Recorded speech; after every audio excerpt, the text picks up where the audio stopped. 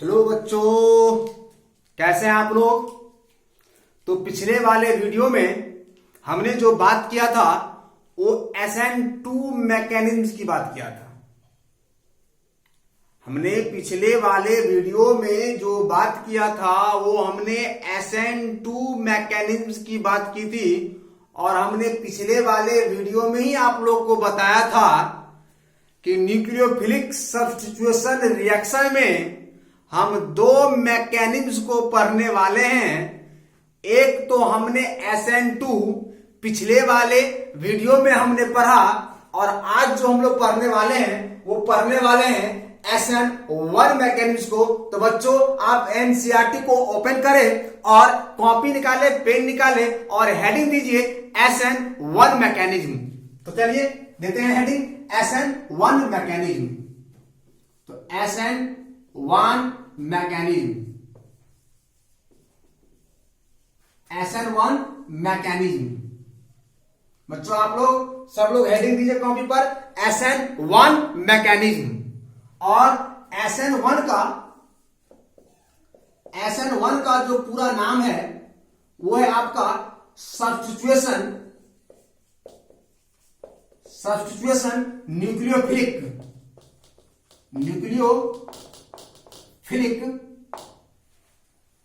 और 1 के लिए हम यहां पे यूज करेंगे यूनिमोलिकुलर। तो बच्चों पिछले वाले वीडियो में हमने जो बात किया वो बात किया था SN2 का और आज जो हम बात करने वाले हैं वो बात करने वाले हैं SN1 का। और SN1 का मतलब सब्स्टिट्यूशन न्यूक्लियोफिलिक यूनिमोलिकुलर। अब ये मैकेनिज्म क्या कहता है तो बच्चों तो आप पूरे ध्यान से सुने कि ये मैकेनिज्म क्या कहता है और इसका मैकेनिज्म कैसे है। ठीक है, तो पहला पॉइंट इसका ये है कि रेट ऑफ केमिकल रिएक्शन इस मैकेनिज्म का rate of chemical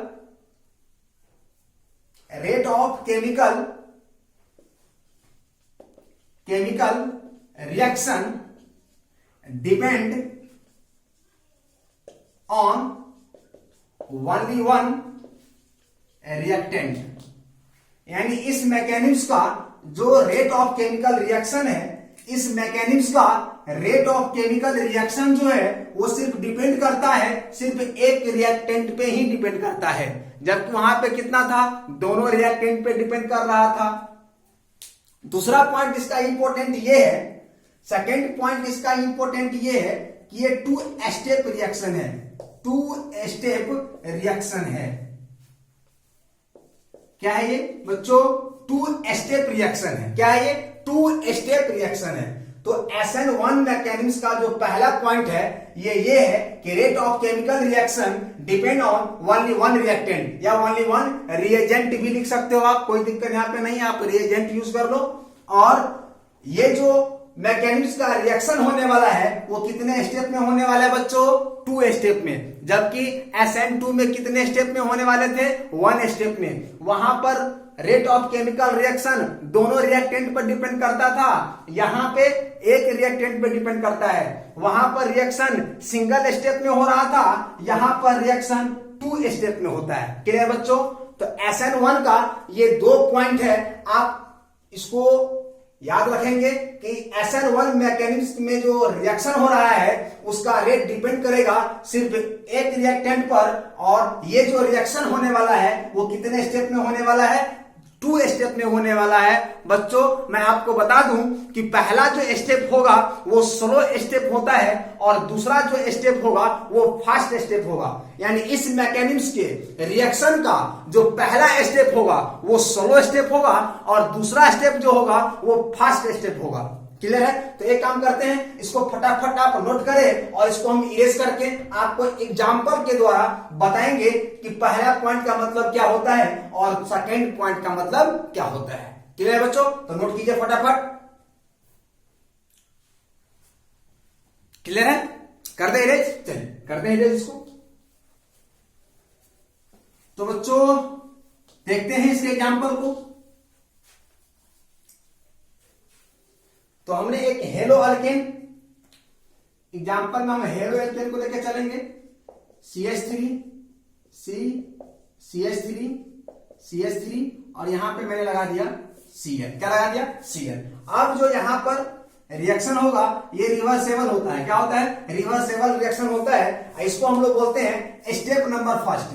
step number first बोलते हैं और ये स्लो स्टेप होता है। ध्यान दें बच्चों, ये स्लो स्टेप होता है, यानी पहला स्टेप जो रिएक्शन होता है ये स्लो स्टेप रिएक्शन होता है और ये बनाता है CH3।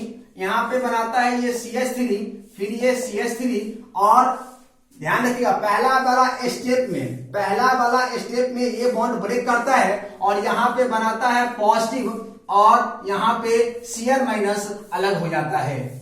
बच्चों तो पहला वाला स्टेप में क्या हुआ?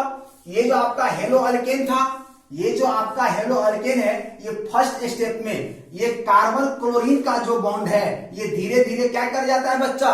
ब्रेक कर जाता है। क्या कर जाता है? ब्रेक कर जाता है। और ये जो स्टेप होता है ये बहुत ही स्लो होता है। तो स्टेप होने के बाद यहाँ पे फॉर्मेशन होता है कार्बोकेटाइन का, यानी C+ और Cl माइनस यहां से क्या हो जाता है? अलग हो जाता है। ये इस मैकेनिज्म के रिएक्शन का पहला स्टेप है। और बच्चों मैं आपको एक बात बता देना चाहता हूं कि जो रिएक्शन का स्लो स्टेप होता है, जो रिएक्शन का ये जो स्टेप स्लो है, इसी को हम लोग बोलते हैं रेट डिटरमाइनिंग स्टेप। यानी यही स्टेप से हम ये रिएक्शन किस रेट में चल रहा है हम डिटरमाइन कर सकते हैं। तो अगर कोई आपसे पूछेगा कि SN2 मैकेनिज्म में जो रिएक्शन होने वाला है ये 2 स्टेप में होता है। पहला वाला स्टेप स्लो है और दूसरा वाला जो स्टेप होगा वो फास्ट होगा। और स्लो स्टेप ही रिएक्शन के रेट को डिटरमाइन करता है। इसका मतलब ये हुआ कि ये जो आपका रिएक्शन हुआ है स्लो स्टेप वाला, यही है रेट डिटरमाइनिंग स्टेप है। बच्चों इसी को हम लोग क्या बोलते हैं? Rate determining step. अब बात आया कि सेकेंड स्टेप क्या होगा। तो सेकेंड स्टेप में फिर इसको उठा के यहां पे लाता हूं। ये हो गया आपका CH3, ऊपर है आपका ये CH3, फिर आपका है ये CH3 और यहां पे हुआ पॉजिटिव और Cl माइनस तो अलग हो गया। अब यहां पे क्या होगा? यहां पर न्यूक्लियोफिलिक का अटैक होगा। अब ये न्यूक्लियोफिलिक, तो हम जानते हैं कि न्यूक्लियोफिलिक वो होता है जिसको पॉजिटिव क्या होता है? पॉजिटिव लविंग होता है, उसको पॉजिटिव से लव होता है, पॉजिटिव से उसको प्यार होता है। इसका मतलब न्यूक्लियोफिलिक पे नेगेटिव है तो ये किसको ढूंढेगा? पॉजिटिव वाला को ढूंढेगा। तो ये आकर के आराम से कार्बन पे क्या कर देगा? अटैक कर देगा।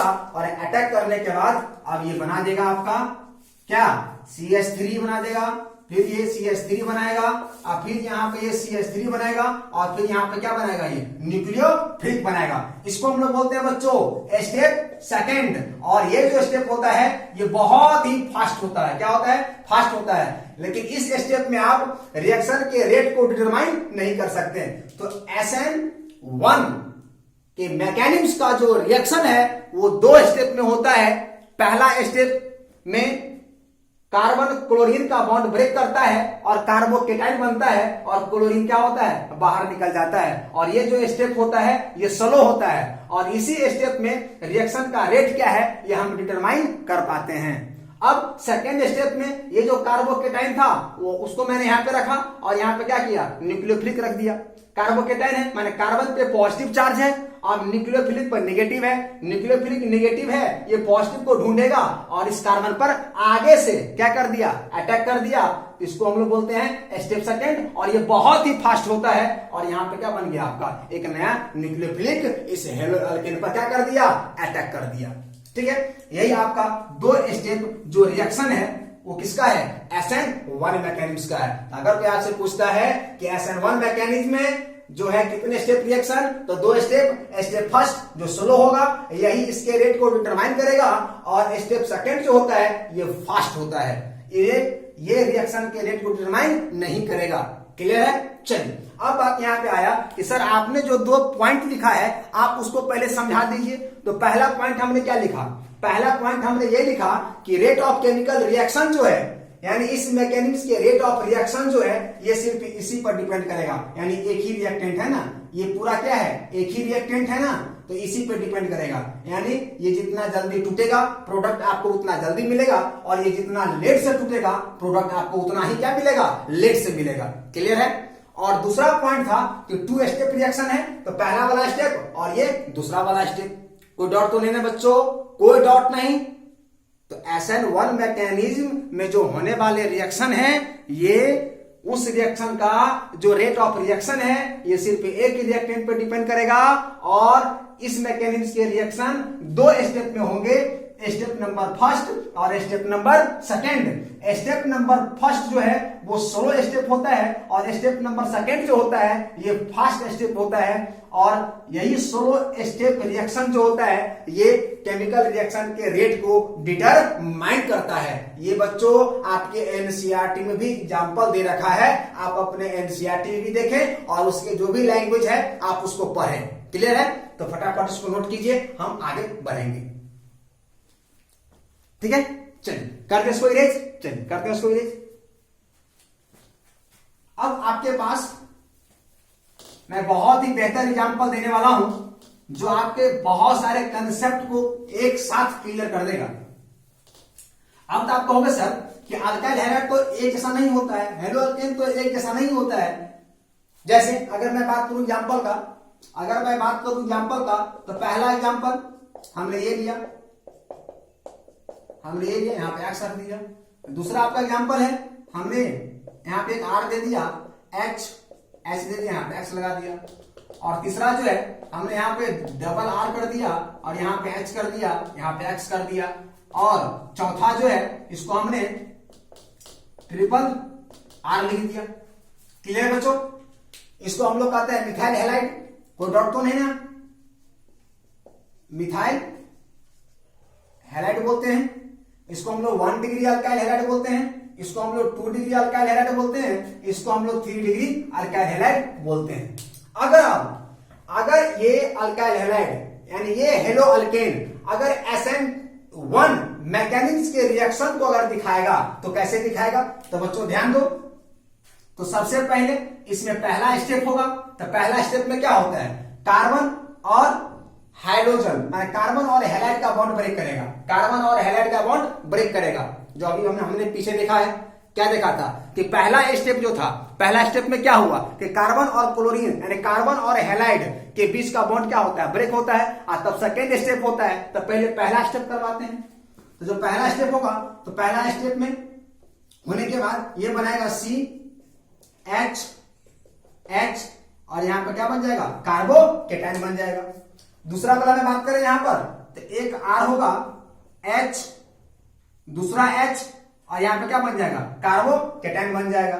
अगर मैं तीसरा स्टेप की बात करूं तो यहां पे R और यहां पे क्या बन जाएगा, एक H और कार्बोकेटाइन बन जाएगा। अगर मैं इसकी बात करूं तो यहां पे R और यहां पे केटाइन बन जाएगा। क्लियर है बच्चों। अब बताओ, अगर न्यूक्लियोफिलिक अगर यहां पे अटैक करे, अगर न्यूक्लियोफिलिक यहां पे अटैक करे, अगर न्यूक्लियोफिलिक यहां पे अटैक करे, अगर न्यूक्लियोफिलिक यहां पे अटैक करे, आप बताओ बच्चों कि सबसे बेहतर रिएक्ट, सबसे अच्छा तरीका से न्यूक्लियोफिलिक कहां अटैक करेगा। बच्चों मैं आप लोग को एक बात बता दूं, SN1 के लिए बता रहा हूं, ठीक है ना। तो SN1 मैकेनिज्म के जो रिएक्शन होते हैं, उस रिएक्शन में पहले स्टेप के बाद दूसरा स्टेप जो होता है, अब दूसरा स्टेप होगा ना, तो पहला स्टेप में तो सबका हमने क्या किया, हाइड्रोजन अलग कर दिया, तो सब में कार्बोकेटाइन बन गया, तो एक स्टेप तो हमने कर दिया। अब दूसरा स्टेप है कि न्यूक्लियोफिलिक अटैक करेगा, न्यूक्लियोफिलिक अटैक करेगा, कोई डर तो नहीं ना, न्यूक्लियोफिलिक अटैक करेगा, न्यूक्लियोफिलिक अटैक करेगा, न्यूक्लियोफिलिक अटैक करेगा, न्यूक्लियोफिलिक अटैक करेगा। तो पहले मैंने आपके पास एग्जांपल रखा, एग्जांपल रखने के बाद हमने पहला स्टेप रूल लगाया। पहला स्टेप रूल क्या था कि यहां से ये बॉन्ड इस दोनों के बीच का बॉन्ड ब्रेक करेगा, ब्रेक कर दिया हमने, तो X माइनस बाहर निकल गया और C पे पॉजिटिव चार्ज, यहां पे वही काम किया, C पे पॉजिटिव चार्ज, C पे पॉजिटिव चार्ज, C पे positive charge, carbocation carbocation carbocation और कार्बोकेटाइन, और सबसे हाइड्रोजन क्या हो गया, अलग हो गया। दूसरा ये था सोलो स्टेप। क्या था? Solo step. इसी को हम लोग बोलते हैं रेट डिटरमाइनिंग स्टेप। अब दूसरा स्टेप है कि न्यूक्लियोफिलिक इस पर भी अटैक करेगा, न्यूक्लियोफिलिक इस पर भी अटैक करेगा, न्यूक्लियोफिलिक इस पर भी अटैक कर सकता है और न्यूक्लियोफिलिक इस पर भी अटैक कर सकता है। लेकिन क्वेश्चन मेरा ये है कि सबसे अच्छा अटैक, सबसे बेहतर अटैक न्यूक्लियोफिलिक इस चारों में से किस पर करेगा? तो क्वेश्चन यही है कि सर अगर हमारे पास अगर ये चार ऑप्शन दे दिया जाए और पूछा जाए कि बताओ कि सबसे बेहतर न्यूक्लियोफिलिक का अटैक किस कार्बोकेटाइन पर होगा, तो यहां पर क्वेश्चन सोचने वाला है कि भाई ये बताओ कि न्यूक्लियोफिलिक का सबसे बेहतर अटैक यहां पर किसमें होगा। तो मैं आपको बता दूं, जिस कार्बोकेटाइन पर नंबर ऑफ अल्काइल ग्रुप जितना ज्यादा होता है वो उतना ही स्टेबल होता है। याद कर लो बच्चों, हमने बोला कि यहां पे जितने भी कार्बोकेटाइन हैं इस चारों में से जिस पर जितना ज्यादा अल्काइल ग्रुप होगा वो उतना स्टेबल होगा।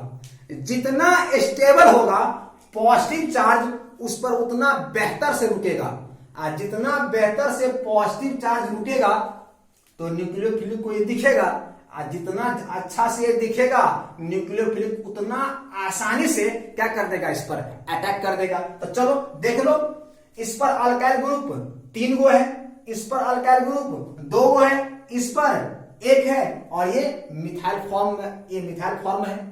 तो कहने का मतलब मेरा ये है कि सबसे ज्यादा अल्काइल ग्रुप किस पर है, तो इस पर है, तो ये सबसे ज्यादा स्टेबल। उससे कम स्टेबल ये, उससे कम स्टेबल ये, और सबसे कम स्टेबल कौन, ये। जो जितना स्टेबल होगा उस पे पॉजिटिव चार्ज उतना बेहतर से रुकेगा, उसका मतलब उतना बेहतर से दिखेगा। तो सबसे बेहतर यहां पर रुकेगा, न्यूक्लियोफिलिक उतना अच्छा अटैक यहां पे करेगा।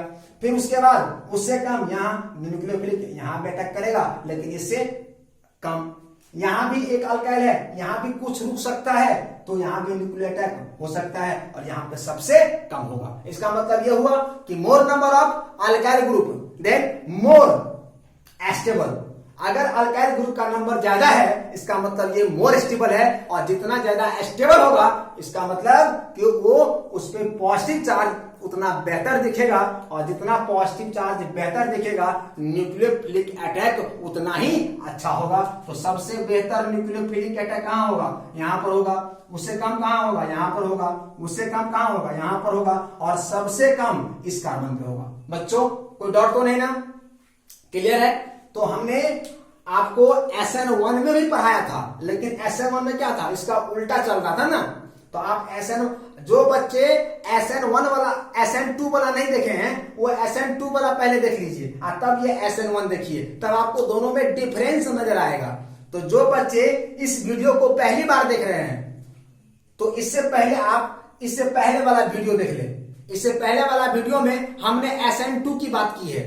जब आप SN2 पढ़ेंगे तब आप SN1 पढ़ना, और जब आप SN1 पढ़ोगे तब आपको डिफरेंस नजर आएगा। तो हमने पिछले वाले वीडियो में ही SN2 की बात कर दी है, और आज वाले में हम SN1 की बात कर रहे हैं। तो SN1 मैकेनिक्स का जो रिएक्शन है वो 2 स्टेप में होता है, और इस रिएक्शन का जो रेट है वो सिर्फ एक ही रिएक्टेंट पर डिपेंड करता है, और 2 स्टेप में से एक सोलो होता है और एक फास्ट होता है। सोलो वाला पहला स्टेप होता है और फास्ट वाला दूसरा स्टेप होता है, और सोलो स्टेप ही रिएक्शन का रेट के डिटरमाइनिंग स्टेप कहा जाता है। क्लियर है बच्चों? अब क्वेश्चन यहां पे आया कि अगर आपके पास 4 को अल्काइल हैलाइड रख दे और अगर आपसे पूछे कि बताओ बच्चों कि इस चारों में से सबसे अच्छा तरीका से न्यूक्लियोफिलिक किस पर अटैक करेगा, तो अगर आप SN1 मैकेनिज्म अगर दिखाते हो तो सबसे पहला काम आप इस दोनों बॉन्ड को ब्रेक करोगे, तो सब में कार्बोकेटाइन बनेगा, सब में कार्बोकेटाइन बनेगा, सब में कार्बोकेटाइन बनेगा, सब में कार्बोकेटाइन बनेगा। आप जब आपके पास कार्बोकेटाइन बन गया तो आप ये देखो कि किसमें ज्यादा अल्काइल ग्रुप है। जिसमें जितना ज्यादा अल्काइल ग्रुप वो उतना स्टेबल। जो जितना स्टेबल उस पे पॉजिटिव चार्ज उतना बेहतर से रुकेगा, जितना बेहतर से रुकेगा न्यूक्लियोफिलिक उतना अच्छा से अटैक करेगा। आपके सामने में एग्जांपल है, इसमें 3 गो आर है, इसमें 2 गो आर है, इसमें 1 गो आर है, इसमें एक भी आर नहीं है। इसका मतलब सबसे ज्यादा अल्काइल ग्रुप यहाँ पे है, तो सबसे बेहतर अटैक कहां होगा? यहां पर होगा। उससे कम कहां होगा? यहां पर होगा। उससे कम कहां होगा? यहां पर होगा। और सबसे कम कहां होगा? यहां पर होगा। तो बच्चों आप समझ गए हैं, इसको फटाफट नोट कर लीजिए। क्लियर है? चलिए हो गया। चलिए तो अगर मैं ऊपर वाला क्या देता हूं, तब तक मैं नीचे वाला को रहने देता हूं, आप उनका उतार लीजिए इसको।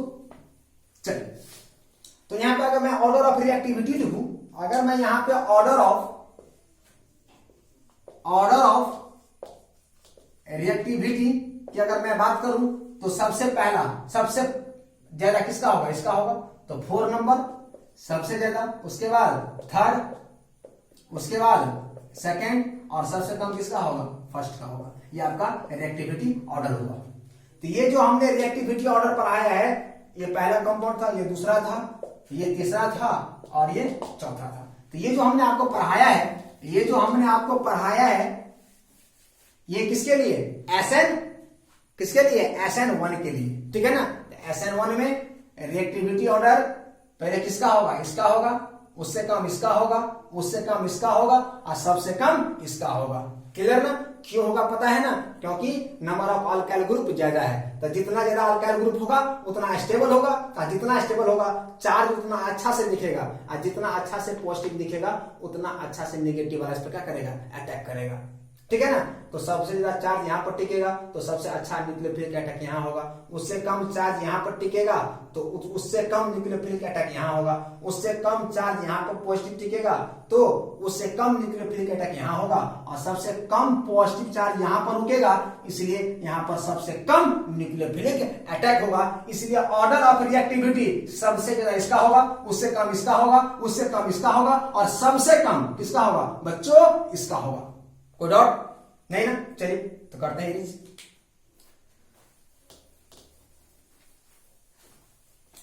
एक एग्जांपल मैं आपके पास और बहुत ही इंपॉर्टेंट बताने वाला हूं, बहुत ही इंपॉर्टेंट मैं एक और बताने वाला हूं आपको। नोट करके आप सब बच्चों लिखेंगे इसको। Allylic and benzylic halide so only SN1 mechanism। बच्चों ध्यान देना, एलाइनिक एंड बेंजाइक्लिक हैलाइड जो होता है, एलाइनिक और हैलाइड और बेंजाइक्लिक हैलाइड क्या होता है, इसको मैंने फर्स्ट वाले वीडियो या सेकंड वाले वीडियो में हमने पढ़ा दिया है। तो बच्चों आप पहले वाले वीडियो देखें। तो एलाइनिक हैलाइड क्या होता है और बेंजाइक्लिक हैलाइड क्या होता है, इसको मैंने पहले वाले लेक्चर में ही बता दिया है। तो आप पहले वाले लेक्चर को पढ़ें कि एलाइनिक हैलाइड क्या होता है, बेंजाइक्लिक हैलाइड क्या होता है, और फिर आप इसको पढ़ें, तो आपको क्लियर समझ में आएगा। क्लियर है बच्चों? तो एलाइनिक हैलाइड और बेंजाइक्लिक हैलाइड कौन से मैकेनिज्म को दिखाता है? SN1 मैकेनिज्म को दिखाता है। तो अगर कोई आपसे अगर एक लाइन में पूछ ले क्वेश्चन कि बच्चों ये बताओ कि एलाइनिक हैलाइड और बेंजाइक्लिक हैलाइड किस मैकेनिज्म को दिखाता है, तो आप बोलोगे SN1 मैकेनिज्म को दिखाता है। तो आप बोलोगे सर कैसे, आप एग्जांपल करके दिखवा दो। तो मैं आपको दिखा देता हूं एग्जांपल करके। तो मेरे पास एग्जांपल है बच्चों, ये CH2 और Cl बेंजाइक्लिक क्लोराइड। क्या है? बेंजाइक्लिक क्लोराइड है। आप देखो बच्चों, अगर ये SN1 मैकेनिज्म को दिखाएगा तो बच्चों आप ही बताओ, सबसे पहले इसमें क्या होगा? कार्बन और क्लोरीन का बॉन्ड टूटेगा, जो पहले से हमने पढ़ रहा है कि SN1 मैकेनिज्म में पहला वाला स्टेप में कार्बन और हाइड्रोजन के बॉन्ड ब्रेक करेंगे और कार्बोकेटाइन बनेगा। और जब पहला स्टेप हो जाएगा तो दूसरा वाला स्टेप में क्या होगा? न्यूक्लियोफिलिक अटैक करेगा। तो पहला वाला तो हमने यहां पर ये कंपाउंड रखा है बेंजाइक्लिक हैलाइड, अब या क्लोराइड इसको बोल सकते हैं। जब ये पहला वाला स्टेप करेगा, इसका मतलब यहां पर ऐसा हो जाएगा, इसका मतलब यहां पे ये ऐसे हो जाएगा CH2 पॉजिटिव, CH2 पॉजिटिव, और यहां से ये 20 का बॉन्ड क्या हो चुका है, ब्रेक कर चुका है, तो क्लोरीन क्या हो गया, बाहर निकल गया। तो पहला वाला स्टेप हो गया। अब दूसरा वाला स्टेप में न्यूक्लियोफिलिक इस पर अटैक कर सकते हैं आराम से, क्योंकि पॉजिटिव दिख रहा है, और पॉजिटिव इसलिए दिख रहा है क्योंकि ये जो कंपाउंड आपको दिख रहा है, ये कंपाउंड पॉजिटिव चार्ज को मेंटेन करता है, रोकता है, और रोकने के लिए इसके पास ऑप्शन है कि ये जो रिंग है ना, ये रिजोनेंस करने लगता है, इसमें रिजोनेंस होने लगता है, और रिजोनेंस होने की वजह से ये पॉजिटिव चार्ज इसमें घूमने लगता है, और जब जरूरत CH2 को पड़ता है तो यहाँ पे जाके रुकता है, और न्यूक्लियोफिलिक क्या करता है, इस पर अटैक करता है। वैसे कहा जाता है कि केमिस्ट्री में अगर किसी कंपाउंड पर अगर पॉजिटिव चार्ज या निगेटिव चार्ज आता है, इसका मतलब मुसीबत आ गया। क्या आ गया, मुसीबत आ गया। केमिस्ट्री में कंपाउंड पे चार्ज आना मतलब मुसीबत आना, मतलब मुसीबत आना। तो कहने का मतलब ये जो आपका है, तो ये इसलिए रिजोनेंस दिखा पाता है, इसीलिए यहाँ पर चार्ज क्या होता है, यहाँ पर जो चार्ज है वो आपको दिखता है, क्योंकि यहाँ पर रिजोनेंस होने लगता है, और उसी की वजह से न्यूक्लियोफिलिक यहाँ पर क्या होता है, अच्छा से अटैक कर पाता है। तो आप कहोगे बच्चों कि न्यूक्लियोफिलिक कैसे अटैक करे, न्यूक्लियोफिलिक जो है रिजोनेंस ये कैसे दिखाएगा, तो मैं आपको बता देता हूं कि पॉजिटिव चार्ज है तो ये अपना इलेक्ट्रॉन को यहां भेज देगा, तो जब ये अपना इलेक्ट्रॉन को यहां भेजेगा तो यहां पर डबल बॉन्ड और पॉजिटिव चार्ज खत्म हो जाएगा, और ये जो देने वाला होता है ये पॉजिटिव होता है। बच्चों 11th क्लास में रिजोनेंस आप लोग पढ़े होंगे, ये रिजोनेंस है। यहाँ पे एक बॉन्ड पहले से था, यहाँ पे एक बॉन्ड पहले से था। अब क्या होगा, इस कार्बन के पास पॉजिटिव आ गया तो ये इस इलेक्ट्रॉन को यहां ले लेगा, और जब इसको यहां ले लेगा तो यहां पर क्या हो जाएगा, पॉजिटिव हो जाएगा, यहां पर डबल बॉन्ड हो जाएगा, यहां पर पहले से डबल बॉन्ड था और फिर यहां पर पहले से डबल बॉन्ड था। अब क्या होगा, नेक्स्ट वाले स्टेप में क्या होगा, ये जो पॉजिटिव है ये इस बॉन्ड को खींच लेगा। मैं इसको यहां बताता हूं, जब इस बॉन्ड को यहां पे खींचेगा तो यहां पर क्या हो जाएगा, ये डबल बॉन्ड हो जाएगा, यहां पर पहले से डबल बॉन्ड था, अब इस कार्बन को पॉजिटिव आ गया, और यहां पे क्या हो जाएगा, CH2 हो जाएगा। और लास्ट वाला में क्या होगा, फिर इस कार्बन पे आ गया पॉजिटिव, फिर ये कार्बन पॉजिटिव नहीं रखेगा, क्योंकि चार्ज जहां जहां आएगा वो अपना चार्ज को भगाते जाएगा, फिर ये बॉन्ड इलेक्ट्रॉन को खींच लेगा, और खींचने के बाद लास्ट में फिर ये बना देगा, यहाँ पर double bond double bond double bond, और फिर यहाँ पर क्या आ जाएगा, पॉजिटिव चार्ज आ जाएगा।